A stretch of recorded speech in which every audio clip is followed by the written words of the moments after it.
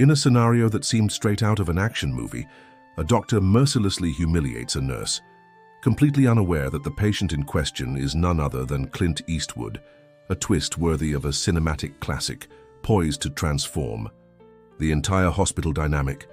The glass shattered across the kitchen floor, glinting like diamonds under the harsh fluorescent light. Angela didn't move to clean it up. Instead, she stood perfectly still, barefoot among the dangerous shards, breathing heavily as she stared at the envelope on the counter. Her hands trembled as she reached for it again, the return address burning into her retinas. San Quentin State Prison. "Mom?" The voice from the doorway broke her trance. Her 14-year-old daughter Zoe stood there, eyes wide with concern. "Are you okay? What happened?" "Nothing," Angela said too quickly, snatching the envelope and stuffing it into her pocket. "Just dropped a glass. Don't come in, there's broken glass everywhere." "I can help clean." "No!" The word came out sharper than intended, making Zoe flinch. Angela softened her voice. "I mean, no thank you, honey, I've got it. Aren't you meeting William at the library?" Zoe's expression shifted, the concern making way for typical teenage suspicion. "Yeah, but you should get going then. I'll handle this." After Zoe reluctantly left, Angela carefully navigated through the glass to retrieve the broom. As she swept, her mind raced uncontrollably. 15 years.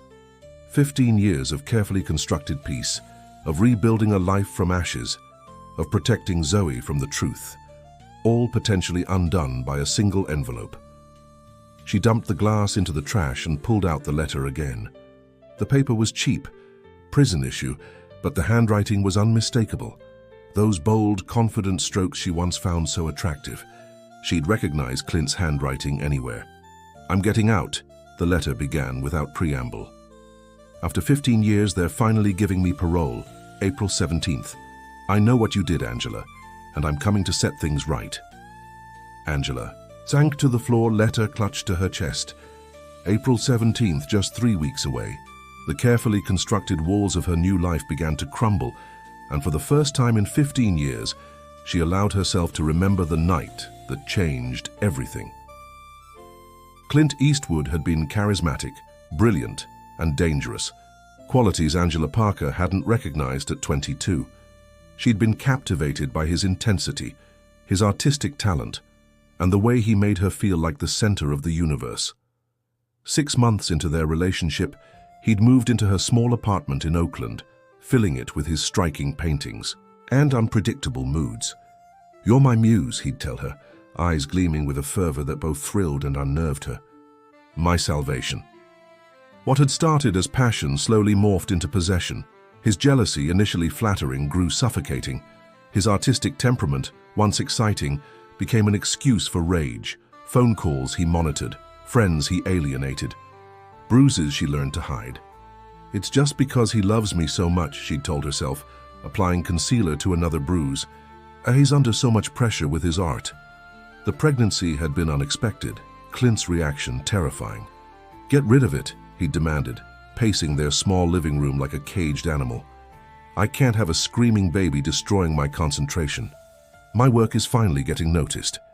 But the tiny life growing inside her awakened something in Angela that years of Clint's manipulation had nearly extinguished. Courage. For the first time, she defied him. "I'm keeping this baby," she'd said, one hand protectively over her still flat stomach, "with or without you." The beating that followed put her in the hospital. 3 cracked ribs, a dislocated shoulder, and a concussion.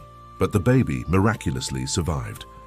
"I fell down the stairs," she told the skeptical ER doctor, the same lie she'd used before. It was Dr. William Greaves, a doctor with knowing eyes and a quiet determination, who slipped her a domestic violence pamphlet while Clint charmed the hospital staff outside. "When you're ready," William had whispered, "not for you anymore, for your baby." 3 more months of walking on eggshells followed.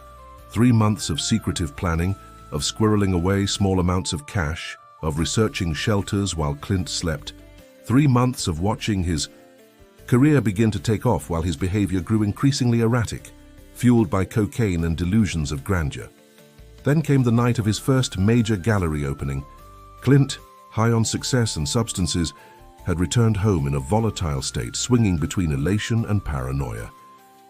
"They loved me," he'd exulted, pupils dilated. "They finally see my genius." Then, mood shifting like quicksilver. "Except that critic from the Chronicle, that pretentious bitch, she said, my work was derivative." His voice had twisted with rage. "She'll regret that." Angela, 5 months pregnant and exhausted, had made the mistake of suggesting he calm down, that one negative review among dozens of positive ones didn't matter. His fury had been immediate and explosive. "You're jealous," he'd snarled, grabbing a nearby sculpture, a heavy bronze piece he'd created the previous year. "You've always been jealous of my talent." What happened next remained a blur of terror and instinct, the bronze raised high, Angela backing away, stumbling against his prized easel, the canvas falling. Clint, enraged beyond reason, lunging toward her. Angela's hand finding the handle of a palette knife on his work table. A single thrust. Clint's eyes wide with shock. The palette knife buried to the hilt in his abdomen. "You bitch," he'd gasped before collapsing. Blood. So much blood pooling on the hardwood floor. Angela's scream trapped in her throat. The baby kicking frantically inside her as if sensing the catastrophe. She'd called 911, hands shaking so violently she'd nearly dropped the phone. Then she'd pressed her hands against the wound, trying to undo what couldn't be undone. By the time the ambulance arrived, Clint was unconscious, but alive. Angela, covered in his blood, had told the truth, mostly. Self-defense. Protection. Of her unborn child. Fear for her life. What she hadn't mentioned was the relief she'd felt in that moment when the knife went in. The terrible, shameful thought that had flashed through her mind. Finally, it's over. The trial had been a media sensation. Famous artist Clint Eastwood stabbed by his pregnant girlfriend. His defense team painted her as a jealous, unstable woman, threatened by his growing success. But the documented hospital visits, the testimonies from neighbors who'd heard the abuse, and most crucially, William Greaves's statement about the previous injuries, had swayed the jury. Clint was convicted of aggravated assault and sentenced to 15 years. Angela gave birth to Zoe 2 months later, changed their last name, and moved to a small town in Northern California where nobody knew their story. Over time, the nightmares subsided. Zoe grew into a bright, artistic child with no knowledge of her father beyond the fiction Angela had created, a young artist who died in a car accident before she was born. Until now. Earth to Mom. "Hello?" Angela blinked, yanked back to the present by Zoe's voice. Her daughter stood in the kitchen doorway again, backpack slung over one shoulder, eyebrow raised in that particular teenage expression of exasperation. "Sorry, honey, just thinking." "You've been weird all week." Zoe's perceptiveness had always been both a source of pride and anxiety for Angela. "Is it about the museum thing? Because seriously, it's not that big a deal." The museum thing. In her panic over Clint's letter, Angela had nearly forgotten. Zoe's art teacher had arranged for their class to visit the San Francisco Museum of Modern Art next week, where a retrospective exhibition of Clint Eastwood's work was currently the main attraction. His release might be 3 weeks away, but his presence was already infiltrating their lives. "I know it's important to you," Angela said carefully. "I just don't think I can get away from work to chaperone." It was a flimsy excuse. As the owner of a successful small bookstore, Angela set her own hours. But the thought of standing in a room full of Clint's paintings, seeing his name celebrated on placards, perhaps even encountering people who knew him, knew them, was unbearable. "Whatever," Zoe shrugged, the dismissal cutting deeper than she could know. William's mom already volunteered anyway. After Zoe left for real this time, Angela poured herself a glass of wine with shaking hands. 3 weeks. She had 3 weeks to figure out what to do. Run again? Stay and confront him? Tell Zoe the truth before Clint could. The thought of uprooting their lives made her physically ill. This small coastal town had become home. Her bookstore, St. Mary's Books, had a loyal clientele. Zoe had friends, activities, stability. But the alternative, Clint finding them, inserting himself into their lives, revealing the violent truth of his absence, seemed equally impossible. Angela took a long sip of wine and made a decision. She wouldn't run this time. But she couldn't face this alone either. Pulling out her phone, she scrolled to a contact she hadn't used in years, one listed simply as WG. William Greaves had been the only person from her old life that Angela had stayed in touch with, sending Christmas cards and occasional updates. The doctor who had slipped her that pamphlet years ago had become a respected surgeon specializing in trauma cases. If anyone would understand, it was William. The phone rang 3 times before a warm professional voice answered. "Angela, is that really you?" "He's getting out," Angela said without preamble, her voice breaking, "and he knows where we are." By the next evening, William was sitting at Angela's kitchen table, his silver-streaked dark hair neatly combed, his eyes just as perceptive. As Angela remembered, "You've built a beautiful life here," William said, looking around the cozy home that Angela had created. "You should be proud." "A life built on secrets," Angela replied bitterly. "What kind of foundation is that?" "A necessary one," William's voice was firm. "You did what you had to do to protect your daughter." They spoke in hushed tones, aware that Zoe was upstairs doing homework. Angela had introduced William as an old friend passing through town, which wasn't entirely untrue. "What do you think he wants?" Angela asked, twisting her hands anxiously. "After 15 years in prison?" "Hard to say." William's expression was grim. "Revenge, maybe. Or perhaps just to disrupt the life you've created without him." "What should I do about Zoe?" William considered this. "How much does she know?" "Nothing. She thinks her father was a struggling artist who died before she was born." "And yet she's inherited his talent," William observed, nodding toward several framed drawings on the wall, Zoe's work displaying an undeniable artistic gift. "The one thing I couldn't protect her from," Angela said softly. "Sometimes when she's drawing, I see him in the way she holds a pencil, the intensity in her eyes. You need to tell her, Angela, before he does." The words hung heavy in the air. Angela had known this was coming, but hearing it stated so plainly made her heart race. "She'll hate me," she whispered. "All these years of lies. She's a smart girl from what you've told me. Give her the chance to understand." The sound of footsteps on the stairs silenced them. Zoe appeared in the doorway, curious. "Mom, have you seen my charcoal set? I can't find it anywhere."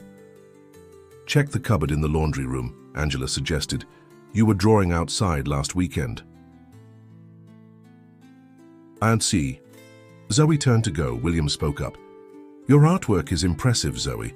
Your mom tells me you're visiting SF MoMA next week." Zoe brightened visibly, always eager to discuss art. "Yeah, they have this amazing exhibition of Clint Eastwood's work. Ms. Reynolds says he's one of the most important contemporary artists, even though he's been out of commission for years." Angela felt the blood drain from her face. Out of commission. Such a neat, sanitized way to describe a prison sentence. "Are you familiar with his work?" Zoe asked William innocently. William glanced at Angela before answering carefully. "I've seen some of his earlier pieces, powerful but troubling." "That's what makes them great," Zoe enthused. "They're so raw and emotional. There's this one series he did called Muse that's absolutely incredible. These portraits of a woman where she's both beautiful and kind of, I don't know, trapped. It's hard to explain." Angela's hands trembled so badly she had to clasp them together under the table. She knew exactly which series Zoe was referring to. The paintings Clint had done of her in the early months of their relationship, before the abuse began. Seeing her daughter admire the work of the man who had nearly killed them both was almost unbearable. After Zoe left to continue her search for the charcoal, Angela turned to William with haunted eyes. "I have to tell her," she whispered, "before she stands in front of those paintings and somehow sees herself in them." The next morning, Angela called the bookstore and told her assistant manager she wouldn't be coming in. She made Zoe's favorite breakfast, blueberry pancakes, and tried to ignore the way her stomach knotted with each passing minute. "Am I dying?" Zoe joked as she sat down at the table, eyeing the elaborate breakfast spread. "You only make pancakes on birthdays and Christmas. We need to talk," Angela said, her voice steadier than she felt. "About your father." Zoe froze, fork halfway to her mouth. In 14 years, Angela had rarely volunteered information about Zoe's father, answering direct questions with rehearsed minimal responses. "What about him?" Zoe asked cautiously. "What I've told you, it wasn't the whole truth." Angela took a deep breath. "He didn't die in a car accident." The confusion on Zoe's face slowly gave way to something harder. "You lied to me? All this time?" "To protect you," Angela reached for Zoe's hand, but the girl pulled away. "Your father's name is Clint Eastwood." Zoe's face went blank with shock. "The Clint Eastwood, the artist?" "Yes," Angela confirmed. "We were together for about a year when I was in my early 20s. He was not the person the art world thinks he is."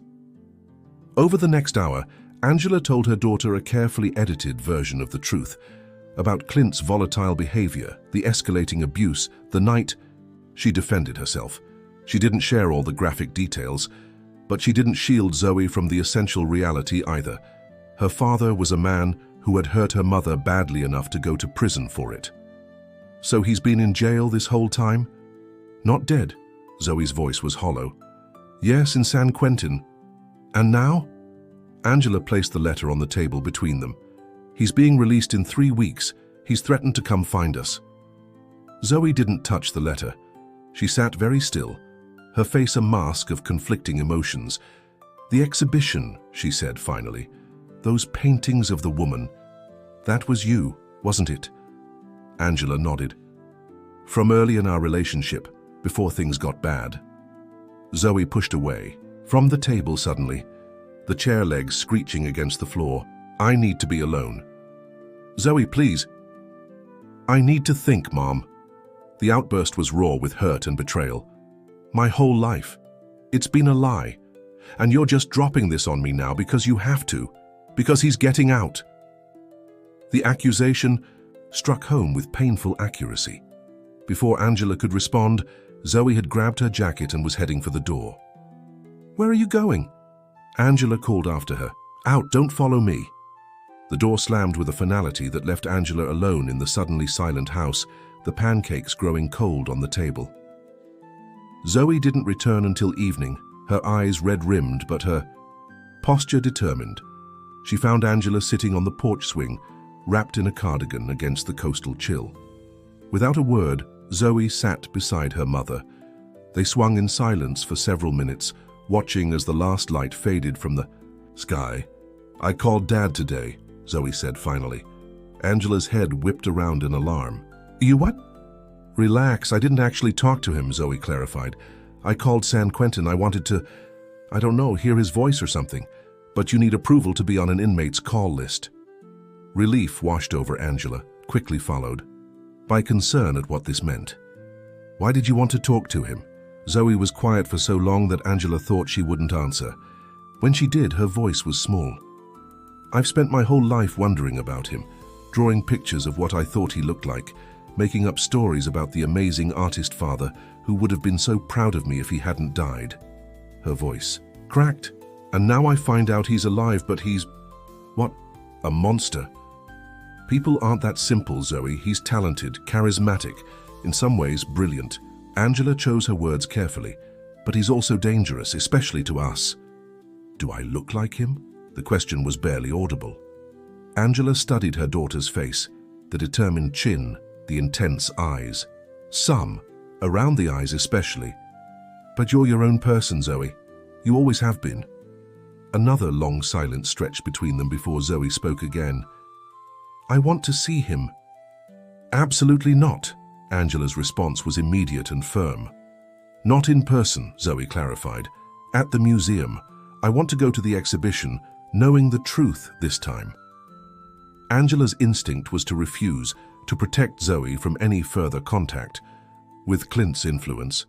But looking at her daughter's resolute expression, she recognized that the time for complete protection was past. "Okay," she agreed reluctantly, "but I'm coming with you." The SF MoMA was crowded with art enthusiasts and school groups when Angela and Zoe arrived the following week. Angela had nearly backed out a dozen times, but each time the determined set of Zoe's jaw had kept her moving forward. "The Eastwood exhibition is on the 4th floor," Zoe said, consulting the museum map. Her voice was cool, still holding traces of hurt from the revelation, but she had softened somewhat toward Angela in the past few days. As they rode the elevator up, Angela's anxiety threatened to overwhelm her. She hadn't seen Clint's work in person since before his arrest. In prison, he'd apparently continued painting, his reputation growing with each controversial piece created behind bars. The elevator doors opened directly into the exhibition space. Large, boldly colored canvases lined the walls, each vibrating with the turbulent energy that had made Clint famous. Angela's legs nearly gave out beneath her when she saw the first painting, a self-portrait Clint had done early in their relationship, his eyes burning with the intensity that had once captivated her. "Are you okay?" Zoe asked, noticing her mother's pallor. "Just memories," Angela managed. They moved slowly through the exhibition. Angela's heart raced as they approached the Muse series, the portraits of her that Zoe had mentioned. Would her daughter see the resemblance? Would others? The paintings were even more disturbing than Angela remembered. In the first few, she appeared serene, beautiful, almost luminous. But as the series progressed, subtle distortions appeared.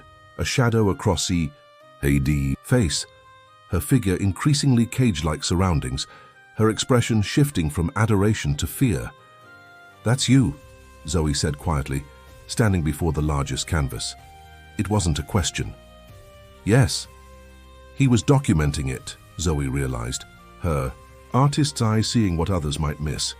The way he was changing you, trapping you. A museum docent approached them smiling. "Fascinating series, isn't it? Eastwood painted these early in his career before his incarceration. Many critics believe they foreshadow the violence that would later erupt in his life." Angela stiffened, but the docent continued, unaware of her audience. The subject was his girlfriend at the time, the same woman who would eventually stab him during a domestic dispute, landing him in prison. Quite tragic, really. "Tragic? For whom?" Zoe asked sharply. The docent blinked, taken aback. "Well, for the art world primarily." Eastwood's imprisonment cut short what many believe would have been one of the most significant artistic careers of our time. "Did you know," Zoe said, her voice rising slightly, "that before that domestic dispute, he put his pregnant girlfriend in the hospital? With broken ribs and a concussion?" "Zoe," Angela cautioned, placing a hand on her daughter's arm. "I don't believe I've heard that particular interpretation," the docent said stiffly. "It's not an interpretation," Zoe shot back. "It's a fact. He nearly killed her and their unborn baby. His genius doesn't make that okay." Other museum visitors were beginning to stare. The docent, clearly uncomfortable, excused herself and quickly moved to another group. "We should go," Angela whispered, embarrassed yet secretly proud of Zoe's fierce defense. "Not yet," Zoe said firmly. "I want to see all of it." They continued. Through the exhibition, past the prison works, dark, claustrophobic pieces that nonetheless commanded attention, and finally to a small alcove containing Clint's most recent paintings, completed in the months before his parole hearing. Angela stopped abruptly at the entrance to the alcove, her blood turning to ice. There on the far wall hung a large canvas titled simply "Found." It depicted a mother and teenage daughter walking down a street that Angela recognized with horror as the main street of their town. Though stylized, the figures were unmistakable. Angela's chestnut hair, Zoe's lanky teenage frame. "He's been watching us," she breathed. "Somehow he's been watching us." Zoe stared at the painting, the color draining from her face. "But how? He's been in prison." A placard beside the painting explained, "Eastwood created this work based on photographs provided by an anonymous correspondent who has been tracking the subjects for several years." We need to leave. Angela grabbed Zoe's hand. Now. As they hurried toward the exit, a tall figure stepped into their path. For one terrifying moment, Angela thought it was Clint, somehow freed early. But the man who stood before them was a stranger, middle-aged, well-dressed, with an eager expression. "Excuse me," he said, "but are you Angela Parker, Clint Eastwood's former partner?" Angela froze. No one had called her by that name in 15 years. "Who's asking?" she managed, positioning herself slightly in front of Zoe. "Richard Donovan. I'm the curator of this exhibition." He extended a hand that Angela didn't take. "I thought it was you. The resemblance to the Muse series is remarkable." "We were just leaving," Angela said firmly. "Please wait," Donovan persisted. "Mr. Eastwood specifically asked me to watch for you. He thought you might attend." He lowered his voice. "He was very insistent that I deliver a message if I saw you." "What message?" Angela asked, though every instinct screamed at her to walk away. "He said to tell you that April 17th is just the beginning. He said you'd understand." Angela grabbed Zoe's hand and pushed past the confused curator, practically running toward the elevator. Her mind raced with panic. Clint had connections on the outside, someone who had been tracking them, taking photographs, someone who had been helping him plan whatever came next. As the elevator doors closed behind them, Zoe turned to Angela with wide, frightened eyes. "What are we going to do?" For the first time since receiving Clint's letter, Angela felt something beyond fear, something that had been dormant for 15 years, awakened by the threat to her daughter, determination. "We're not running," she said with newfound resolve. "Not this time." On April 17th, exactly 3 weeks after receiving Clint's letter, Angela sat in her bookstore with William beside her.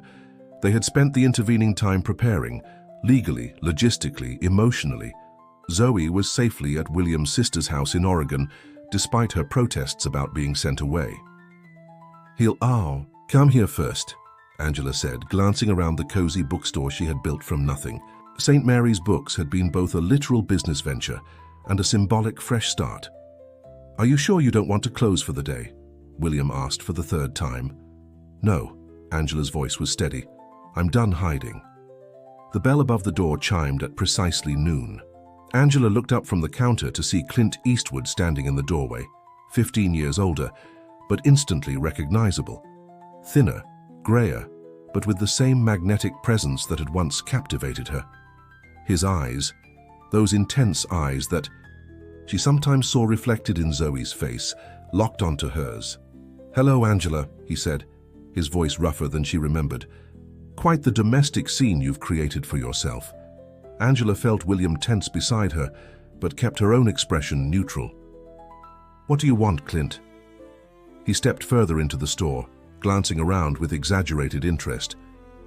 "To see my daughter, for starters. Isn't that a father's right?" "You gave up any rights when you tried to kill us both," Angela replied evenly. Clint's smile didn't reach his eyes. "Ancient history. I've paid my debt to society. 15 years is a long time to reflect on one's mistakes." He moved toward the counter. "Where is she, my little artist? I've seen her work, quite promising. She has my talent." "She has her own talent," Angela corrected. "And she's not here." Anger flashed across Clint's face, quick and deadly. "Don't play games with me, Angela. I've waited 15 years for this moment." "For what moment exactly?" Angela asked. "Revenge? Some twisted idea of family reunion? What did you think would happen?"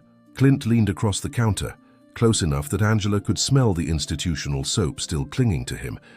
"I thought I'd show my daughter who her mother really is. A liar, a manipulator, the woman who kept her from her father all these years." "She knows exactly who I am," Angela said quietly. "And she knows exactly who you are too." Something in her calm certainty made Clint hesitate. Before he could respond, the bookstore door opened again. A uniformed police officer stepped in, followed by a woman in a crisp suit who Angela recognized as the district attorney she'd been working with. "Clint Eastwood?" the officer asked. Clint straightened, his expression shifting to the charming mask he wore so well. "Yes, officer?" "We need you to come with us, sir," the officer continued. "You're in violation of your parole conditions."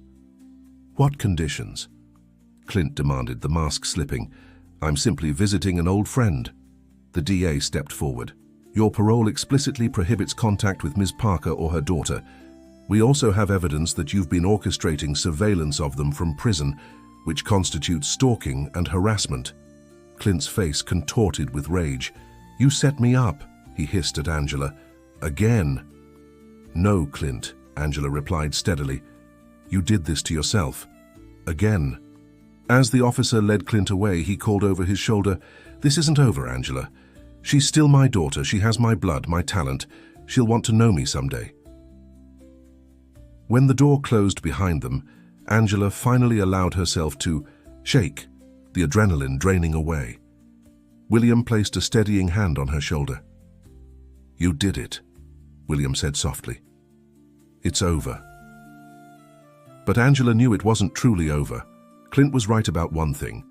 Zoe did have his blood, his artistic talent. There would always be questions, always be complexity. The tidy ending she had hoped for didn't exist. 3 days later, Angela picked Zoe up from the bus station. The girl ran to her mother and hugged her fiercely. "Is he gone, really gone?" Zoe asked. "His parole was revoked," Angela confirmed. "He'll serve at least another year, and then he'll have a new hearing. But even if he gets out again, there's a permanent restraining order in place now." They drove home in comfortable silence, the spring sunshine washing over the coastal landscape. As they neared their house, Zoe spoke up. "I've been thinking a lot about everything, about him, about art." She hesitated. "I don't want to stop drawing. It's who I am. But I don't want to be like him either." "You're not," Angela assured. "Hurt, having his talent doesn't mean you have his darkness." Zoe nodded slowly. "I want to see his other work someday, for when I'm older. I need to understand what part of him is in me and what isn't." The maturity in her daughter's words brought tears to Angela's eyes. "When you're ready, we'll face that together." As mine. They pulled into their driveway. Angela noticed something on their front porch, a large wrapped canvas leaning against the door. Her heart lurched with fear. "Stay in the car," she instructed Zoe, but her daughter was already getting out. "Mom, it's okay," Zoe said, approaching the package. Attached to the wrapping was an envelope with Zoe's name written on it. With trembling fingers, Zoe opened the envelope and read the note inside.